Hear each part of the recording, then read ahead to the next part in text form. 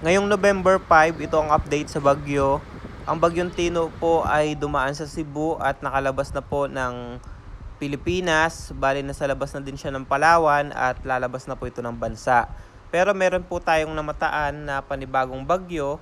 Mapapansin po natin itong bagyong pangalawa ay mas malakas sa bagyong Tino at sa Lunes po mararamdaman po natin ito sa parting Luzon.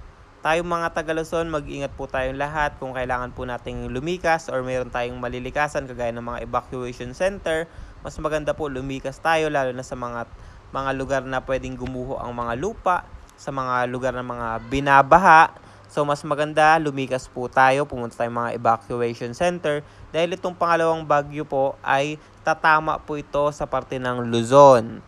Yung bagyong Tino po ay lalabas po yan ng bansa ngayong araw at mapapansin po natin yung panibagong bagyo po, ang dadaanan po niyan ay Luzon.